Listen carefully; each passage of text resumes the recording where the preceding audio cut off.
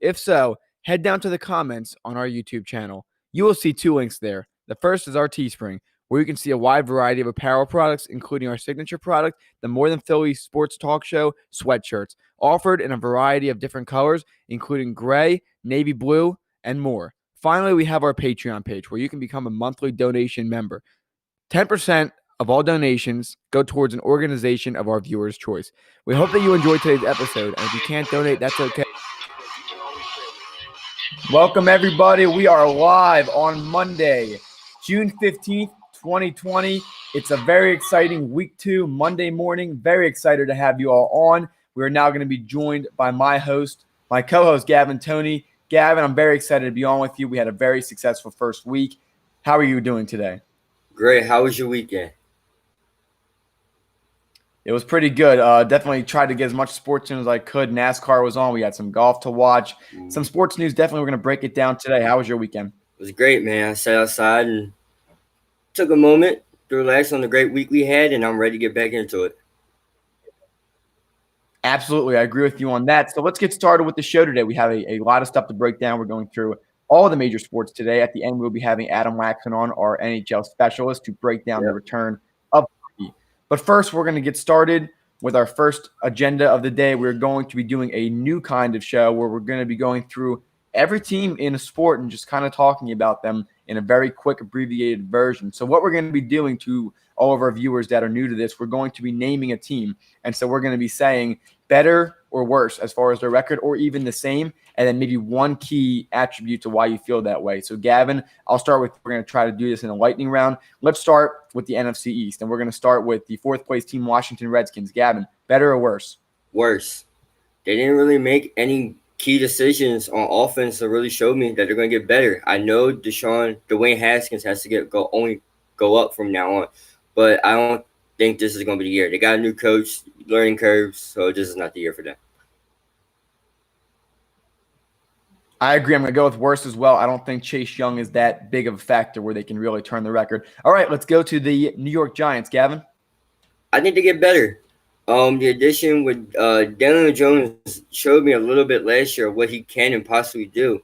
I just think that the system that he was in with Pat Sherman might not have been the best, but I do like the pieces they have around there. And look, the Giants are a young team, and they got a young wide receiver in Darius Slayton, and you got Golden Tate with Sterling Shepard there too. And the defense isn't the worst, but it isn't the best either, but it's just enough. I don't think they're not going to win 10 games. They will at least be 8-8. I say 8-8 as well. I do think they're going to be better. They also could be a surprise team for the playoffs. So depending on how the Cardinals do, depending on how a few other teams, I think they're a lot better than some people think. Their defense is really starting to show up to some games. They have a really great running back, and secretly, Daniel Jones really can have an opportunity this year to come out and be a breakout star. And their wide receivers and tight end are also top tier. Maybe not the highest tier, but definitely good enough to be complimentary. All right, let's go on to our infamous Dallas Cowboys. Gavin? I think they get worse. They lost Byron Jones. They don't know when Leighton Vander Esch is coming back, and we don't even know if Dak is going to sign a contract yet or not. So a lot of problems are going around the team that has nothing to do with the game yet, and they don't have Travis Frederick coming back this year.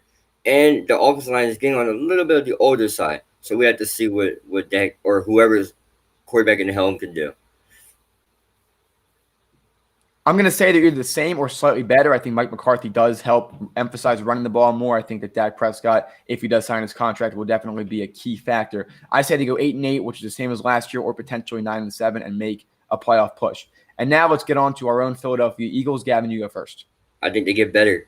Last year, the Eagles team was so decimated between injuries left and right. I felt like every week we were going to put a new guy, like next man up mentality. I think the additions to the wide receiving core and getting rid of Nelson Aguilar and some other pieces, sadly, that, didn't have to go. But I think the defense had a great upgrades, and I feel like they got younger too, and they got quicker. And that was always the one knock against the Eagles. They were not quick enough.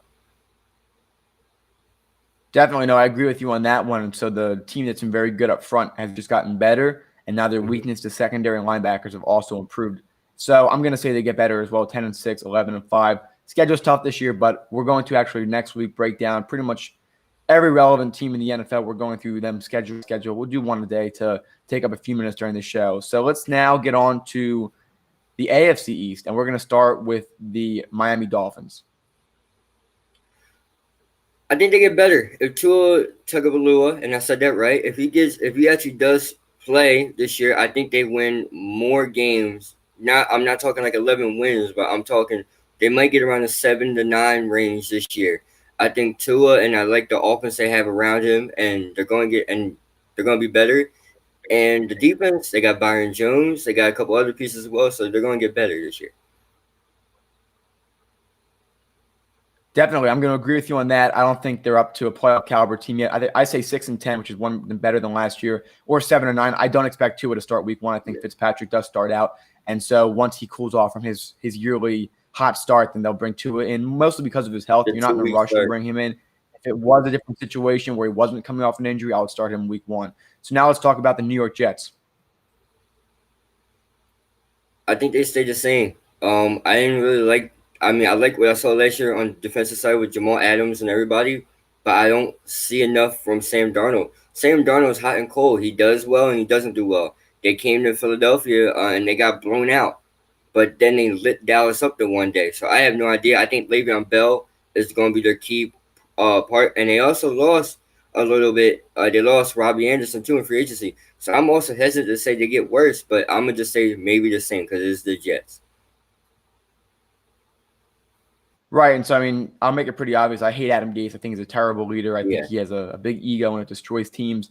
Guys like Kenyon Drake, Ryan Tannehill, Devontae Parker all look terrible under his control, and they're all in different situations, and they're all substantially better. So I say they go 6-10. I actually think they step down, and this is the year where you really start to wonder if Sam Darnold's the right guy. I understand that the O-line is not great. I understand that there's a lot of other factors, but, I mean, at some point you have to give him help. But I think Adam Gase is fired not even before this season. Not even before the end of this season. He gets fired week 15, week 16. You think Adam Gase gets fired? So let's now get on to the Buffalo Bills. I think he gets fired. Yep. So, all right. So definitely. So now the Buffalo Bills, Gavin. What are your thoughts on the Buffalo Bills? I think they get better every year. Josh Allen, gets better every year, and he shows. Look, last year was his first year in the playoffs where if he doesn't make that one mistake and not sliding and fumbles the ball, I think they move on to the next round. The face would be the Baltimore Ravens, I guess. Look, Josh Allen is a bright young talent, and he does a lot of things that you wouldn't think he would do. When he came into the draft, you didn't think he was going to run the ball a lot. But his decision-making is great for a young quarterback, and I just like the addition. They got Stephon Diggs, too. Yep, I agree. Their run game is pretty strong. They are a very talented team up front defensively. I think they get better. I think they do take the AFC East. Now let's talk about the defending AFC East champions, the New England Patriots, with their new quarterback, Jarrett Stidham. They get worse. I don't know who that guy is. Look, you can't count out Bill Belichick, right? Because Bill Belichick is a mastermind. All right, James White, Sonny Michel, you can't count those guys out. Julian Edelman. But who is the guy quarterbacking them? That's my point. We don't know who he is. We haven't heard much about him. He must be good enough because they didn't go and get no new quarterback this offseason. Cam Newton, as we talked about the other day, Cam Newton is still on the free agency list. So they believe in him. I don't. They get worse. Okay, I'm going to agree with you on that. I don't think that they miss out on the playoffs, believe it or not. I think they're actually going to be a playoff team. Figure 9-7, 10-6. That defense is just too good. So if they can ride the run game screens, if they can just do basic stuff, Jarrett Stidham really is in the perfect situation to succeed, and we're really going to see how good of a player he is. So now we're going to shift to the Southern divisions. We're going to start with the NFC South, and we're going to start with the Tampa Bay Buccaneers. Well, they got Tom Brady. They got Rob Gronk. They got Chris Godwin. They're going to get better, obviously. Bruce Arians is no slouch. He is a really great coach. You see what he did with Carson Palmer in those 2-3 years where the Arizona Cardinals were, I want to say, one of the best teams in the NFC West, competing with the Seattle Seahawks. So they get better, and I like their defense too. I agree. Now they had one of the best rush defenses last year. I'm not sure what they've done on the secondary this year, but they have Tom Brady, Rob Gronkowski. We'll see how he does. They have so many weapons, so I definitely think they're getting better. I don't think they win the division. I think they go 10-6, maybe 11-5 at best. They definitely do have a easier schedule than some teams. They get the Falcons twice, the Saints twice. And as that we talk about the Falcons, let's now switch to Matt Ryan and that squad. What do you think about Matty Ice and the Falcons? They get worse. Look, Matt Ryan hasn't shown anything ever since the Super Bowl loss. You know, you still have Julio Jones. You have Todd Gurley now, and you had Austin Hooper, who you guys lost. Look, Dan Quinn should be on the spot now because after the Super Bowl loss, they've just been going down and down and down. They haven't gone up since. I don't believe in this team, and I think it starts with Dan Quinn, and then you have to look at Matt Ryan. You pay Matt Ryan all this money, and he hasn't won anything since, and not even a playoff appearance. I mean, their defense has been pretty bad. I mean, Matt Ryan really puts up a lot of stats every year, but we'll have to see what happens. I think they stayed the same, 7-9, somewhere like that. Dan Quinn definitely does get fired after this season. They need a new offensive coordinator. They need someone to really give Matt Ryan the system that he succeeds in, which we saw in 2016 with Kyle Shanahan there. Obviously, the 28-3 happened, but Matt Ryan was the MVP that year. So now let's talk about the Carolina Panthers. They get worse. Look, they shouldn't have got rid of Cam Newton. All right, I believe when Cam Newton is healthy and actually has some help, Cam Newton is probably the best franchise quarterback, and maybe arguably could be the best quarterback in that division.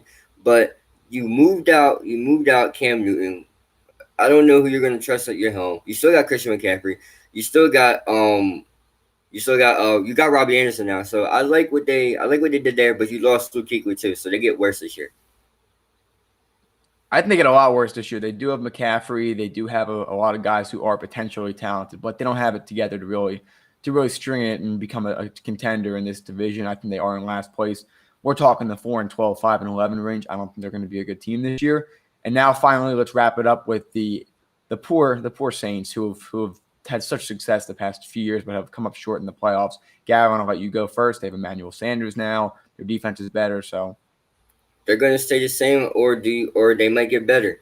Look, the Saints are going to be the Saints. The story is they're a great regular season team, but get screwed over unlucky in the playoffs.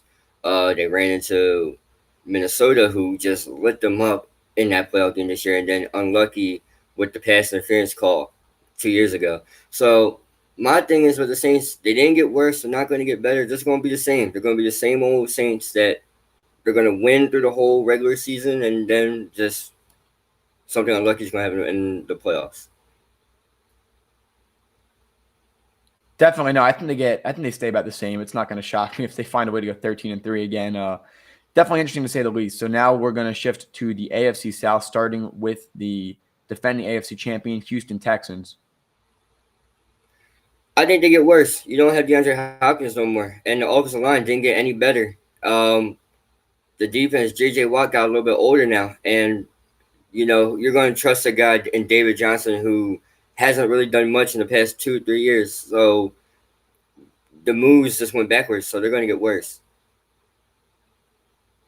I agree. I definitely think that the Texans are going to be that shocker team that really does sink. They do still have a pretty good wide receiver corps, but I just think Deshaun Watson can't carry that team enough right now, and that defense is really, really depleting. They lost Tyrann Mathieu last year. J.J. Watt's older now. No more Jadeveon Clowney. They saw that last year as a struggle. I agree with you on that. So now let's talk about the Tennessee Titans, who are just coming off of an AFC Championship appearance. They're going to get better, but they might even stay the same. The thing is you can't keep running the ball through Derrick Henry, even though that's what they did in the playoffs. They ran through New England and Baltimore, but when it came to the last game, they had to put the ball in Ryan Tannehill's hands, and Ryan Tannehill really didn't show up that much. So I think if Ryan Tannehill can improve a little bit more this year, I think they do get better, but they might stay the same. They will win the division, though.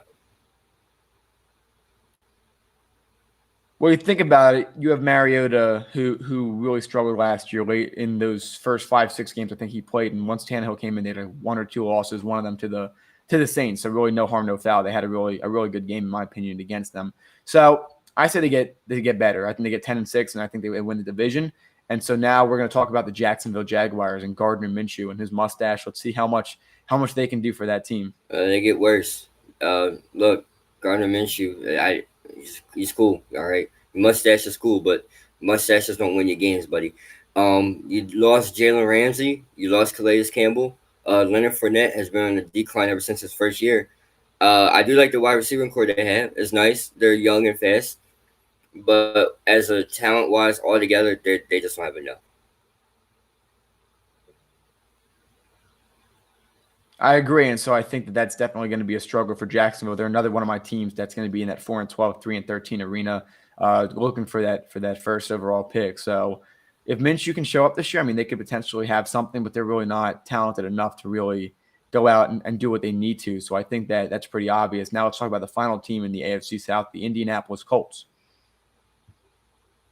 I think they stay the same, get a little bit better. It's a mix between both. Look, the Indianapolis Colts has a great offensive line. They can give Philip Rivers time, which he didn't really have in last year. I know we talked about this a little bit off over the weekend, and I'm a firm believer that if they had Cam Newton, it would have been a different situation. But everybody's still there. The defense is really good, underrated, if I may say, and the wide receiving core, they got some new wide receivers. So I like them, and the Marlon Mack and Naheem Hines, they're solid. I agree, and they also have Jonathan Taylor to add into the mix. I say they get better. I think 9-7 is an appropriate title for them. I think they do make the playoffs as a wild card team. So now let's get to the North, which I have some pretty strong opinions on this. Let's start with the NFC North, the defending champion Green Bay Packers. So what do you have to say about the Packers' potential this year? Better, worse, or about the same? They stay the same. Look, they lost. They didn't really give Aaron Rodgers any new wide receivers. They ended up drafting Jordan Love, which I kind of don't see the reason why. I don't think that was really needed to yet. So I don't see Green Bay changing. Their defense was really good last year. So I think they stay the same. They win the division. I'm going to disagree with you on that one. I think they take a significant dip. I understand that Aaron Rodgers is very talented and the O-line's fair, but they also lost Brian Bulaga. They also have Aaron Jones still. They got a new running back. I know Jamal Williams. So I think they go like 10-6 all the way down to potentially 8-8. They were, I think, 7-1 in one possession games last year. That can shift the next year. And their defenses always take a dip after being so good the year before. And I think that they just don't have enough talent around Aaron Rodgers. So I think that they don't make the playoffs next year, actually. I think they do go to the 8-8 area. They could potentially slip into the wild card. They could still win their division. It's a lot worse than people actually thought at the beginning of the year. But those are my thoughts on the Packers. Let's now talk about the Minnesota Vikings. I think they stay the same, or they may even get worse. They don't look. Dalvin Cook said he's not going to come back. You lost Stephon. You traded away Stephon Diggs, and Kirk Cousins is still your quarterback. Adam Thielen is going to be Adam Thielen, so he's going to be really good. The defense is good, even though Xavier Rhodes took a decline last year. But it kind of revolves around if you're going to get Dalvin Cook to be ready to go, because Dalvin Cook was kind of a little part of your success last year in the run game, big part. So the eyes are all around Dalvin Cook, but right now I think they're just going to stay the same. If they don't pay him, they're going to get a little bit worse. Totally. And so for me, I think they get worse. I think they do drop down close to the Packers. They might be like the NFC East was this year with the 8-8 and 9-7 potentially winning the division. I think that they do get worse. They don't have Stephon Diggs anymore. Adam Thielen is a talented receiver. He missed a lot of time last year with an injury, so some people forget how good he was. I still do think he is a little bit overrated, but he is a very good player. Yeah. But other than that, Kyle Rudolph, you have Justin Jefferson, who's going to need some time to really develop. He's more of a slot guy, too. You really didn't replace that outside burner. And like you mentioned, Dalvin Cook's not going to come back until he gets a contract, and their defense got worse. They got rid of Xavier Rhodes. I understand that he wasn't great last year, but he's better than what they have right now. And they also got rid of Everson Griffin, which is a big loss for them. And so I think that there's a potential that their defense really takes a step down this year again, like they did the year before. Kirk Cousins could have a good year, but I don't think that they're a playoff team again. So now let's go down to the Chicago Bears. They're going to get worse. Look, we don't know who the quarterback is unless Mitchell Trubisky can tap into what he did 2 years ago. I don't see him getting any better. Khalil Mack's going to be Khalil Mack always. The defense is going to be there. But when it comes to offense, they just couldn't score last year. And it showed. They needed Jordan Howard, a guy in the red zone that they can hand the ball up to. I don't think there's enough there to even say they're going to get better. I don't think there's enough there to say they're going to even be the same. I think they get worse. I don't know how worse, but they're going to get worse. Right, and so they went 8-8 last year despite really bad offensive playing. I think Matt Nagy is not a good coach. At least last year his play calling was terrible. The year before he was very creative, putting defensive players on offense on red zone plays and things like that. The red zone efficiency was the biggest stat last year for the Bears. That was a lot different than the year before that, and even the turnover differential. The defense wasn't getting as many turnovers. They had a really big decline in their run defense last year. Remember, the Eagles ran all over them. The Raiders ran all over them. They lost a lot of games because of the run game. And finally, Mitchell Trubisky's production went down. Their offensive line was really bad as well. Kyle Long has now retired.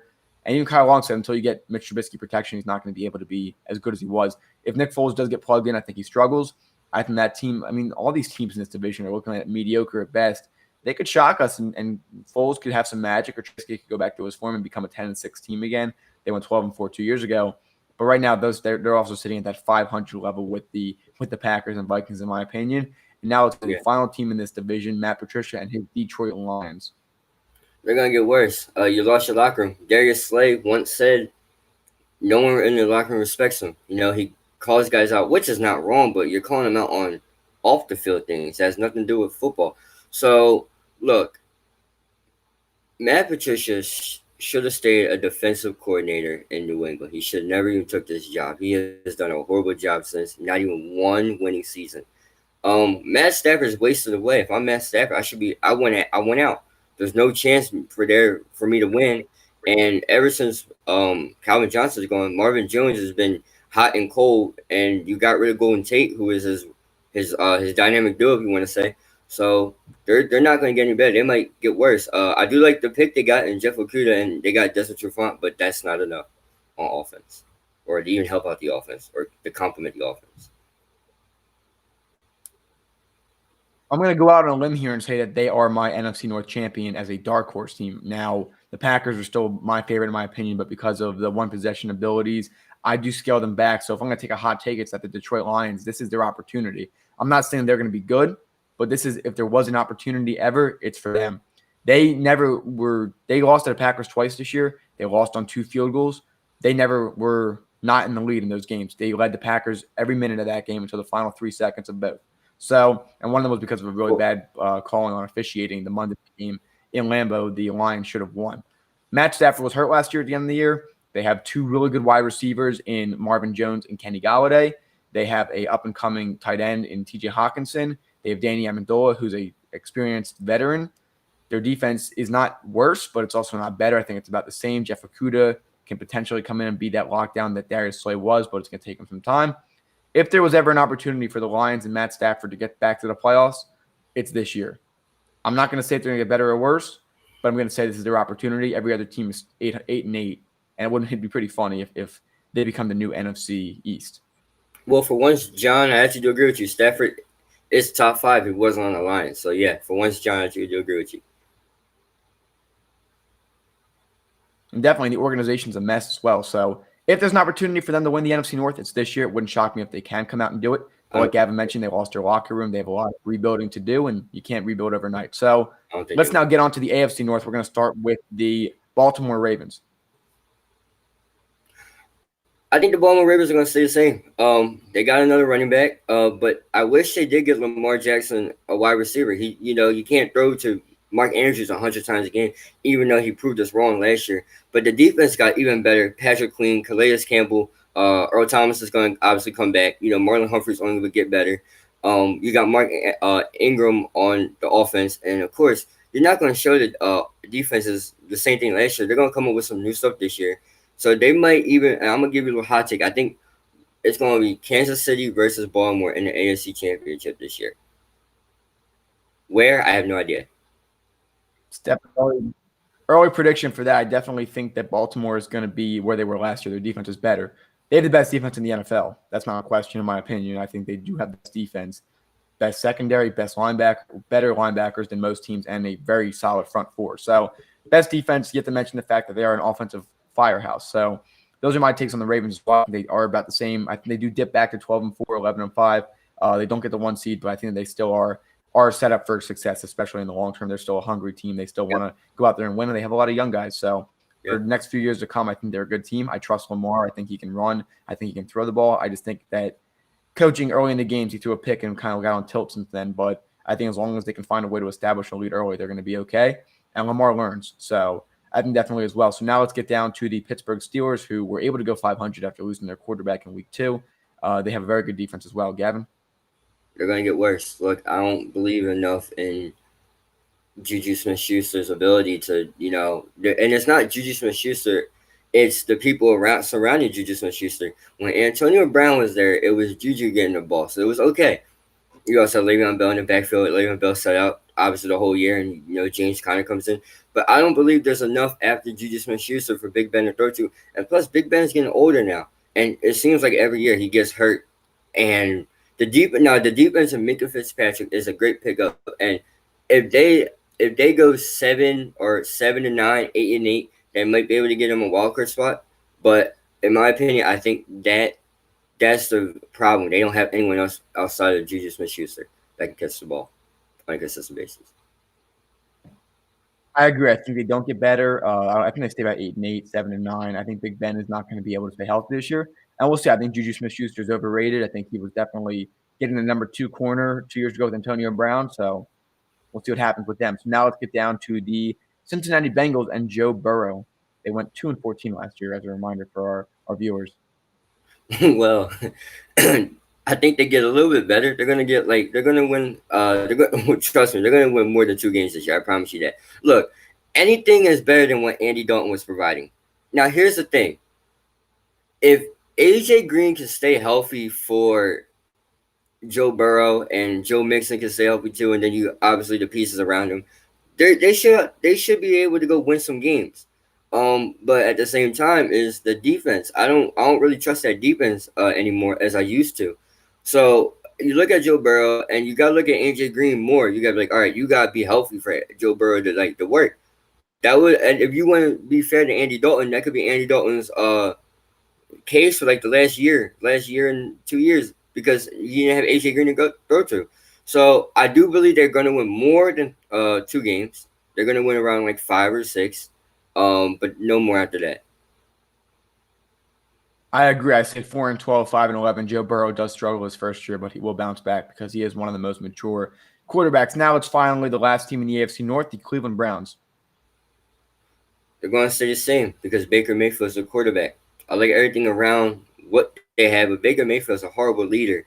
Baker Mayfield last year just looked like sometimes he didn't know what he was doing. And you can't put all the blame on Baker Mayfield. You got to look at Freddie Kitchens too, or Hitchens, or whatever you say his name. But you look at that and you're like, well, you have all this talent. You got OBJ, Jarvis Landry, Nick Chubb. You got David Njoku, who they missed a lot last year, but he's coming back this year. You got Myles Garrett, and you got all these pieces, but you can't make the playoffs. Why is that? So now you got to look at the coach. But before you can point the finger at Baker, which you can kind of say, he did turn the franchise around by winning games. So you can look at Freddie Kitchens first. But then if they don't make playoffs this year and Baker has a horrible performance with the same weapons, you got to look at Baker Mayfield now too. Me personally, I don't think Baker Mayfield was worth the first overall pick. But that's for another day. Definitely no. I think that they have a chance this year. They have Austin Hooper. They have Kareem Hunt also for the full season. No excuses this year for them, unless their defense magically finds a way to be terrible and they're averaging 30 points a game. They're an offensive-minded coach this year. I think they're going to be successful. I think Mayfield has learned a lot and has had an opportunity to reflect on it. He's been chatting a lot about the potential of reflecting and being a leader. See if he can actually walk it now. So definitely agree with you on that, Gavin. Now let's shift over to Ryan. Good.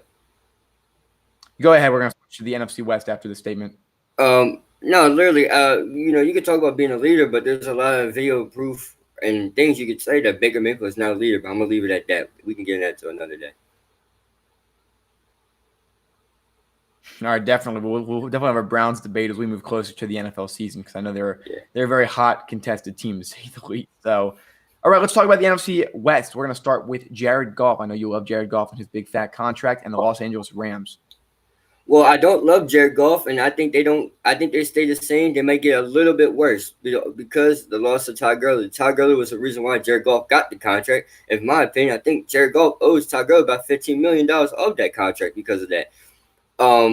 You got to look at the offensive line got older. But the reason why I say they're going to get a little bit worse, but stay kind of the same because the defense is going to be there. Aaron Donald and them boys are going to still be there. Jalen Ramsey's in the secondary for the full year this year. But I think all eyes are around Jared Goff. Sean McVay is going to be Sean McVay. He's going to put his guys in the best possibility to win. But I think at the end of the day, we're going to see who really was. Was it Todd Gurley or was it Jared Goff? And my answer was Todd Gurley.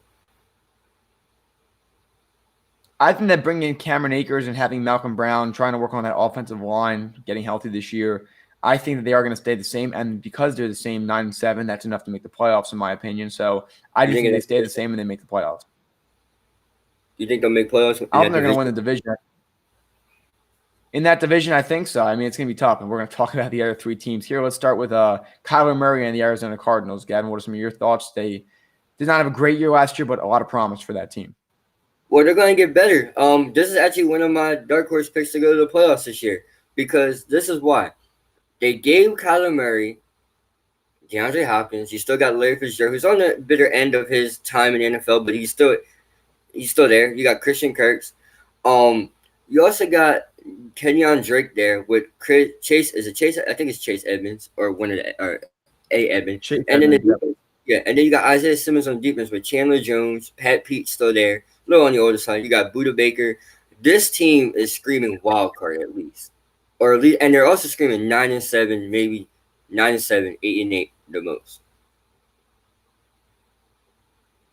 I can see them potentially getting all the way up to 10-6, 11-5. You saw the Eagles took a big jump the year after going 7-9. They went to 13-3. I think this team potentially could get there. I think Kyler Murray is a smart quarterback.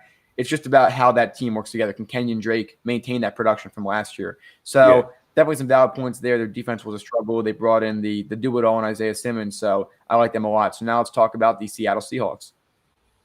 I think the Seahawks are going to stay the same. You got Russell Wilson as your quarterback. That should be enough right there. The thing about the Seahawks last year was they didn't have a running back at the end of the year. Everybody got hurt in their backfield. So you got to call on, guys from 2015, 2016, Marshawn Lynch and those was. And you also got to take a look, too. DK Metcalf's only going to get better.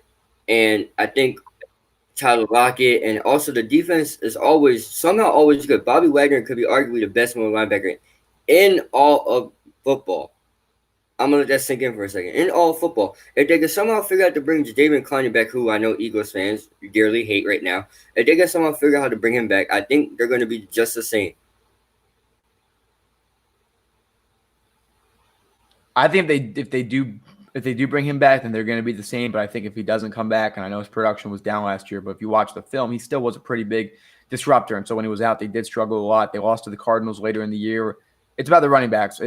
I do want to say that they're going to take a dip this year because a lot of teams like that who aren't fully there, especially with an offensive line like they have, I think that they might take a dip. But at the same time, it's hard to judge that when the running backs all got hurt. They brought in Carlos Hyde, still have Rashad Penny and Chris Carson. So we'll see what happens. Hopefully those two coming off of their pretty severe injuries can come back and be healthy. And Pro Slice also is there. I don't know if Marshawn Lynch is coming back, but he's not going to be all that needed if they can have the kind of depth at running back they had early in the year. So definitely for that. Now let's get to the San Francisco 49ers. Listen, y'all. Jimmy Garoppolo, right? And this is hard because I don't personally like Jimmy Garoppolo. I'm not a firm believer in Jimmy Garoppolo, even though he took his team to the Super Bowl and lost. I think it was more the defense because there's some games Jimmy Garoppolo didn't look the best. Jimmy Garoppolo, to me, I think they're going to stay the same, but maybe get a little bit worse. I think defenses are going to start to figure out Jimmy Garoppolo a little bit more. And I think they're going to figure out how to stop the run game a little bit more. They lost Marquise Goodwin, who you could make an argument and say, well, he was hurt half the year, but he was this, but he was that, but he was still there.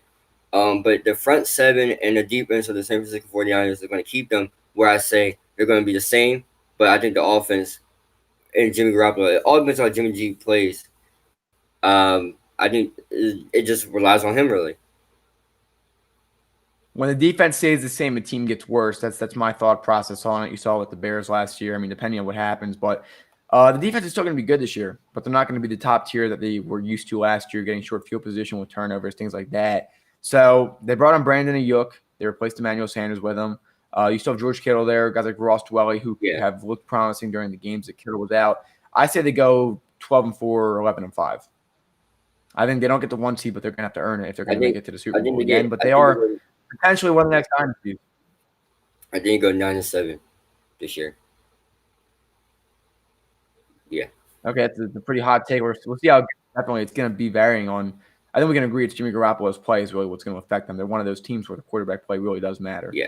Even with such a great run game. So now let's shift over to the AFC West. We're going to start with the defending Super Bowl champion Kansas City Chiefs, who have brought back 10 of their 11 starting offensive players. That one player is Stefan Wisniewski, the left guard who is now on the Steelers, but all 10 other players are back. They're going to get better. And It's Pat Mahomes. We don't know. Pat Mahomes does something that's going ooh and ah every week. I think Pat Mahomes, and the argument you can make for Pat Mahomes last year was he didn't have Tyreek Hill the whole year last year. Tyreek Hill missed some time with the collarbone injury. So I think they're going to get better. And I think with the addition of Clyde Edwards-Helaire, that's going to make it even better. Because remember, Patrick Mahomes personally asked for Clyde. So if he asked for him, there must be some belief in him. So I think they get better. And like I said, my hot take is going to be Baltimore versus Kansas City in the AFC Championship, where I have no idea. I mean, the offense stays the same, so there are some things that teams can figure out, but you can't beat speed at the end of the day, especially the way Mahomes moves and throws. That's one of the most perfect teams in the NFL that I like. Their defense still needs some work. Bringing Tyrann Mathieu was a great job last year. Chris Jones, a few other guys there. So about the same, I say maybe a little worse, but I have no doubt that they'll succeed in the playoffs. Yeah, no doubt. All right, so now let's talk about the Las Vegas. Sounds a little weird to say it, but the Las Vegas Raiders, Derek Carr, Marcus Mariota might become a competition during the season. Josh Jacobs is there. They got a lot of weapons. Henry Ruggs and Nelson Aguilar, give or take, but they got a bunch of guys. Jason Witten is there, I guess, as a security blanket and then gets tackled right where he catches the ball. So, Gavin, what are your thoughts on that? You have Max Crosby coming back off a really good rookie campaign. What are some of your thoughts on the Las Vegas Raiders? Call me crazy. They're going to get better, and they will go 9-7 this year. They will make wild card, and here's why.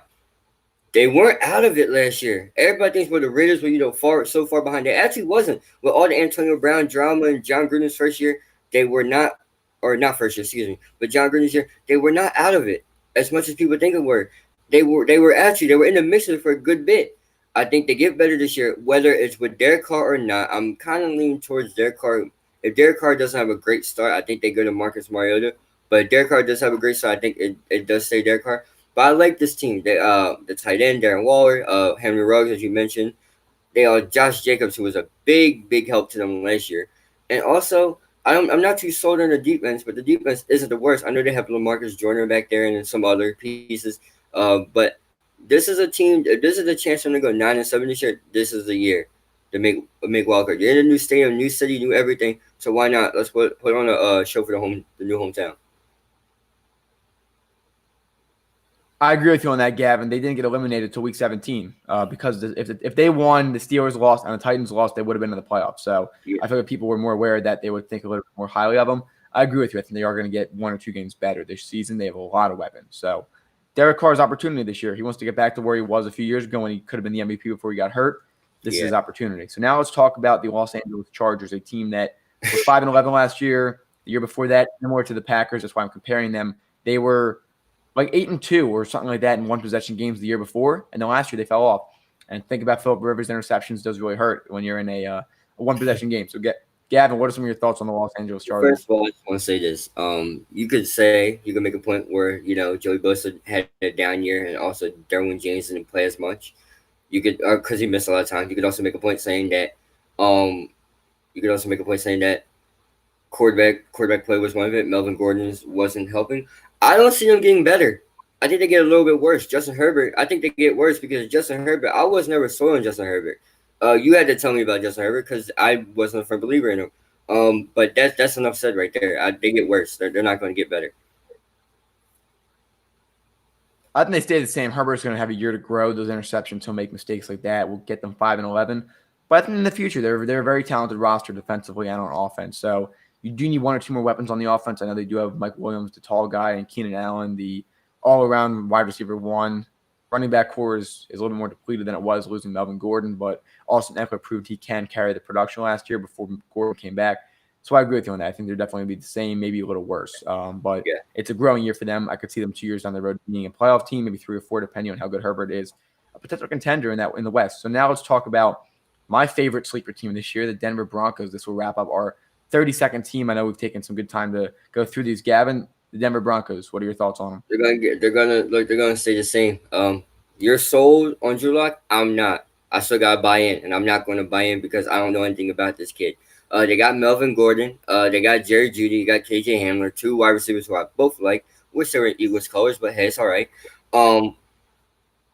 I'm just not a firm believer in what they got. The guy in the quarterback, Von Miller in the defense is going to be there as always. But Daniel Yeah, the quarterback for me is just not it. Not it. All right, so I'm going to disagree with you on that. I think they go 9-7, 10-6 this year. I think they're a really good team. Their defense has always been good. It's gotten better. They have Melvin. Remember, they have Melvin Gordon now. Their running backs are great, so it doesn't even have to be in Drew Lock's hands the whole game. I like their offensive coordinator. I like a lot of what they're doing. So I think they're going to be they're a boomer bust team in my opinion. They go 5-11 or 10-6 in my opinion. They don't really sit between there. They're not really being paid attention to, so you're not going to have some of the ego problems that the Browns did last year with the high hype. So those are my thoughts on the Denver Broncos. Real quick, because I know we're going on, Ezekiel has coronavirus. I got to break the news on that, but that's it. Did you really? Yeah, he does. Twitter, folks. Let's take a look here. It's on Bleacher Report, sir. I think get no more than that. Looking it up. We're breaking live news here on the show for the first time. Mr. Party Man, Ezekiel Elliott has COVID. Social distance. All right, I got Ian Rappaport. All right, we got live from Ian Rappaport just tweeted out. Several Cowboys players and several Texans players have tested positive for COVID-19 recently. Sources tell Ian Rappaport none of the players are believed to have been in their team facilities. The teams are following proper health protocols. I don't see anything on Zeke here. I'm going to look it up on Twitter. Let's take a look here. Try Bleacher Report, sir. But I'm sure some names will come out. I'm going to look up Zeke. I can't do that, actually. We'll get better at delivering this live news as we continue to go through. It's quite interesting. Yep, I'm seeing some reports. Several other players are testing positive for the coronavirus. We'll see what happens. According to the reports, they were not in team facilities, according to Ian Rappaport, but we're going to learn more on that story as we progress through the show. And if anything pops up as we continue to move on, we're going to break it down. We do have a couple of different things scheduled because this did take a little longer than we thought. We're going to dive right into the NHL. Any additional time that we have, we're going to circle back. So we're now going to be bringing in our NHL specialist to the show now, and that is going to be Adam Waxman. And we're going to be pretty much breaking down the return of the NHL. So, Adam, first time on the show. We hope to have you on a lot. Joining us. How are you doing today? I'm good. Thank you for having me. How you doing? So, Waxman, how you doing? I'm good. Good. Happy to be here. Thank you for coming. That's awesome, man. So let's get started. So Adam, we're gonna let you go first. Kind of give us a rundown. What is the NHL return? What are the guidelines? What are some of the dates? What's the commissioner saying? They were the first team to release a plan. So kind of just give us a quick rundown on that. So about, I think, maybe 2 or 3 weeks ago, the commissioner gave a statement that so they will be returning to play in a 24-team playoff. So that's the 16 teams that originally made the playoffs, plus the next 8 in the standings that were, I guess making the playoffs and I guess not, but they made it, and then the bottom 7 were eliminated. So what they're going to do is they're going to take the bottom 8, and they're going to have a qualifier round. I'm sorry, the bottom 16. They're going to play an in-play round. It's a best of 5, a qualifier round. It's kind of like the MLB wild card. So whoever wins that will move on and then the top 4 teams in each conference, which is in the East, it's the Lightning, the Bruins, the Caps, and the Flyers. And then the West, it's the Golden Knights, Blues, Stars, and Avalanche. They're going to play for seeding. They're going to do a little round robin, and the winners of those games will play the winners of the qualifier rounds. So right now, the Flyers, if they ended up getting 4th place, they would play the winner of the Penguins and the the Penguins and the Canadiens. So that's cool. Yep. And they released a statement. What's that? Go ahead. They released a statement saying that on July 10th, they're opening training camp. So right now it's only about I think 6 or 7 guys that can practice at a time. But starting July 10th, they can have a full team practice, coaches and everything. And they haven't released any future dates for when they're going to actually start playing. Right now they're in phase 3. Mm-hmm. So phase 1 was the announcement. Phase 2 was the small practice. Phase 3 is the big actual practice, and then phase 4 will be playing. I personally think they'll start playing around maybe late July, early August. I probably at least take a month to start at least practicing. But yeah, I'm excited. Got it. No, definitely. I think that the It's interesting. And so I think it laid out a lot of the formatting for the NBA as well. So let me ask you a couple of these. We'll more shift to the teams themselves. Who's your favorite for the non-biased, of course? Who's your favorite for the Stanley Cup this year for each conference, and who do you think is going to win? For each conference, so I mean, in the East, I think it'll be the Bruins. They had a really good team this year. They had David Pastrnak, Brad Marchand, Patrice Bergeron. They had Tuukka Rask, who's a really good goalie, one of the best in the league. Pastrnak, obviously, one of the best in the league. I think they can make a good run this year. And I honestly think the conference finals will be the Bruins and the Flyers, because the Flyers have been unstoppable this year. The additions they made this year, coaching with Alain Vigneault, offense, they got Kevin Hayes. Defense, they got Matt Niskanen. They got all these amazing guys. They got Carter Hart, who is up and coming, probably going to be one of the best goalies in the league in the next few years. Obviously, he's only 21, but he has a lot of potential in him. And coming into the West, I think Colorado Avalanche have a really, really good potential, really good team. They got Mikko Rantanen, Gabe Landeskog, and Nathan McKinnon. That top three forward line is honestly, I think, the best trio in the league, other than the duo, which is McDavid and Draisaitl on the Oilers. But yeah, and they got Philip Grubauer, who's an outstanding goalie. So I think Avalanche are one of the good teams in the West, and obviously the St. Louis Blues, obviously winning the Stanley Cup last year, Matt Miracle story, and maybe Vegas. They despite losing, getting knocked out in the first round last year, but obviously making it to the Stanley Cup final in your first year is obviously special. So I think Vegas, St. Louis, and Colorado, three good teams in the West that could have good potential this year. Now, what about, I know the Tampa Bay Lightning were a favorite last year. They got upset in the first round by the Blue Jackets, was it? So what are your thoughts on the Lightning this year? Are they a team that's still up there? The Lightning, they were good this year, but what usually happens to Tampa Bay is that they do really, really good in the regular season. They put up like 100-some points, and then they just kind of fall apart in the playoffs. Obviously, last year they got swept by Columbus, which is very embarrassing. But I think they can do something this year in the playoffs. I think they can actually, if they have the potential, if they can maybe get the first or second place in the round robin seeding of the top four, they can do something big. They got Steven Stamkos, who's outstanding captain, Nikita Kucherov. Defense, they got Victor Hedman, who's one of the best defensemen in the league. And they got Andrei Vasilevsky. He's probably in the top 5 goalies in the league. So they should be able to do something this year big. So, Adam, let me ask you this question. So do you think the Phillies, or not the Phillies, excuse me, the Flyers, do you think they have a chance against any of those teams in the West that you just named? Yeah, I do. I honestly do. This team has been so exciting to watch this year. These last 4, maybe 6 years have all been leading up, have all been rebuilding years up until now. They had Dave Hackstall a few years ago. He was not that good of a coach. He took us to the playoffs twice, but we did get eliminated in 6 games both times, obviously by the Capitals and then the Penguins. But this year with Alain Vigneault, he has many Stanley Cup. He has one Stanley Cup appearance when he went with Vancouver, I believe. He's been twice. One to the Canucks, one to the Rangers.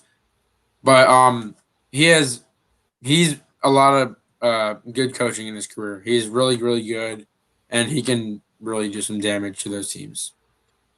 Alrighty. I like that. All right, great. So, Gavin, do you have any other questions you want to ask Adam? Or Adam, are there any other things you want to mention to the NHL? Obviously, we're going to try to get you on at least once a week to break down some of the hockey world for us, especially as through the summer as we progress. And there is live games. We'll get some highlights on here, a few other exciting things. So, unless there's anything else, Gavin, you wanted to go over, interrupt me if you do. Otherwise, Adam, thanks for being on today. We hope to have you on again next week, and we'll talk to you soon. Appreciate Thanks. it. See you guys.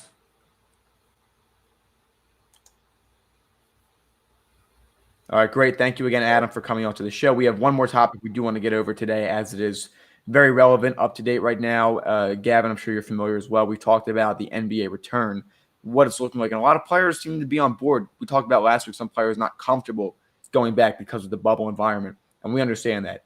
But now today we are going to touch on a topic that we have not necessarily went through entirely yet, but we do want to really break it down because we think it's important. And that's, Gavin, as you know, it's one of our missions on the show is to talk about some of those difficult conversations. So Kyrie Irving said he doesn't want to go back, not just him because he doesn't feel comfortable, but as a league because he feels it will take away from the current environment with social injustice, making sure that we continue to emphasize. So there's multiple schools of thought here. So Gavin, I'll let you go first, get some of your thoughts. I'll give you some of mine after that, and then we can continue to keep the conversation up. Definitely anyone in the comments that wants to voice an opinion, we know. Adam Silver says he's not going to punish players for not coming, but this isn't about comfortability for him. He feels this is more of a thing to do for the rightness, and then things like guys like Austin Rivers had said, it puts more money in our pockets, which we can donate. Perhaps playing the NBA basketball will remind people of where we stand, and then we can use our voices. So Gavin, let's get some of your comments. Again, just a reminder, everybody, keep the comments clean, or else we'll have to remove you. Other than that, Gavin, go ahead. Well, John, I disagree for the first off. And I understand where Kyrie's coming from. I woke up this morning I was on Kyrie's side. I'm like, yeah, you know what? Let's not start the season up. I think it's more important for them to be on the front lines of the protest. But then after watching First Take this morning and thinking a little more, I think they should play. Because think about it, if all of the players are together, they can all use their voices together. What is better? It's better together, and I told you this, it's better together than apart. Look, Kyrie Irving is right. All right. For the players that don't want to go because of the bubble environment and family, and that's all right. I get that. I understand that. Kyrie Irving, I get where he's coming from too. Him and Dwight Howard, I totally get that, and I applaud them for that because, like it always does, sports always saves the day and comes together, and then next thing you know, the problem at hand gets swept under the rug until something unfortunately happens again. But this time, because all the leagues, MLS, I wish John was here to help me with that. MLS, NBA, NFL, MLB. The MLB is a mess right now, but if they all come together on this as a whole sports, then the problem of them protesting and using their voice together and while they're playing wouldn't be that bad because they're all going to kind of be on the same page at the same time. So I get what Kyrie's saying, and I get what Dwight Howard's coming with too, because Dwight Howard also said something as well. I totally understand, and I applaud them for both of it. But I think it's better together. It's better together than apart. Right, and so here's some of my thoughts on it. And again, Gavin, you know how I feel about it. We've emphasized so much what's going on in the world right now. We want to make sure one of the purposes of our show is to continue to spread this awareness, and that's one of the things that we are going to emphasize as we do unite through sports, and that's the key right now. We need unity, and I don't think it's going to take away from it. You remember with Kobe Bryant, LeBron James, a lot of these guys with the I Can't Breathe t-shirts, those would have never been seen by people if they weren't playing basketball on TV. Exactly, yeah. Like LeBron James, no offense to any of them, they'd be like any of us. They'd be irrelevant to most of the population. Their platform per se would not exist without basketball. And we know, you know how I feel about this. I know these guys have worked really hard to get to where they are. They have a platform now. That's why we're talking about this. That's why we talk about Kyrie Irving or LeBron James speaks out against certain people. That's why we have this conversation, because those players are speaking out on it. And so without basketball, without the NBA, without the return, two things happen. Number one, there's not necessarily any connection and unity. People might be fighting right now. Maybe standing side by side with Sixers fans isn't going to be something we can do right now because of the virus, but talking to each other, uniting over these games, being able to see if the Lakers could put up a good fight and win the finals, and see LeBron James crying on the court because of losing a brother like Kobe Bryant. Things like that unite us and remind us that we're all human. Now, I understand a lot of the NBA is predominantly African-American as well, and that should give a good opportunity to inspire younger African-American people in this country, and anyone for that matter, minorities or not, that you can go out and accomplish a lot. Think about the Jimmy Butler story. How did Jimmy Butler get to where he is today? Because he worked hard in basketball, and the NBA gave him that opportunity. Like you, Gavin, I get where Kyrie Irving is coming from, and if he wants to sit out and do that, he can. I think that this is going to help us make a balance where you can have the NBA return, but make sure we're constantly staying conscious of what's going on around us. And like I mentioned, with that basketball, they never had a platform in the first place, but they do. So now it's time to utilize it, go back out and play the game, and at the same time voice your opinions and make sure that you're doing the right thing. Well, that was first of all, I want to say that's well said, and I want to applaud you for that because I we both talked multiple times about this even before we even started the show. Um, Another thing is too is you got to think about these name stars that have great big followings are going to be in Orlando. Essentially, you got Giannis who was at a protest. Jalen Brown, and I don't know if people, a lot of people know this, but Jalen Brown drove 15 hours from Boston to Atlanta to protest with the Atlanta protesters. You have you had Damian Lillard. I Damian Lillard was protesting. Steph Curry went back to back days with Klay Thompson being featured in one of them. Russell Westbrook and others were protesting in Compton, California. So I do think it's a great idea for them to play and to unite together as one. Because when you're better as one, the word you can't change it. What vice versa when they're protesting, I don't know if you know this, but on the news they tend not to show the peaceful part. They always want to show the bad part of the side of the protest. And I think it's better if the NBA players do come back and play, and the way that I can't breathe or say his name, or even if they wear, and they can always do it in different ways, regardless of what the president tweets or says. It's about then they were all people. We all had the same feelings, body parts, and everything, and everything when it comes after that. But we're also we gotta be together too. And right now, if sports is the way to unite and become together, like this sports show right here, then let's do it that way. Because it's not just one league; it's all the leagues. MLS is the same way. Like they all want the same thing. And if you want serious change, too, this is the way you do it. You have to get a large group of powerful people together with platforms. Not saying that the people that are marching right now aren't powerful because their words are being heard. But I think if you take people with large grouping of followings around the whole world, that will also hopefully initiate change. But I'm gonna let you go before I make my next point because I have a little problem too with somebody. All right, definitely. I think that's a great way to close it out. So Gavin, if you want to get your point in, go ahead, and then I will give us our closing remarks. We have some special announcements as far as where our donations will be going this month. But Gavin, go ahead. Clemson's coach is Dabo Sweeney, right? That's correct.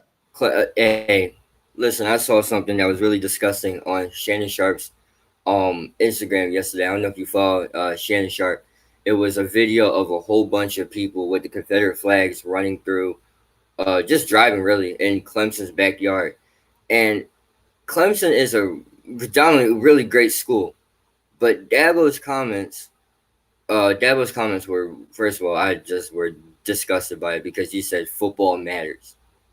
Football is not even on right now, buddy. And majority of the players that kind of play for you are African American, right? And not to mention, but I'm gonna mention anyway, you're one of your I want to say I don't want to use the word understudy, but more like one of your coaches use a racial slur too. So you're already on my bad list personally, and then to come out and say football matters at a time we need everyone to speak up because silence is not the answer right now.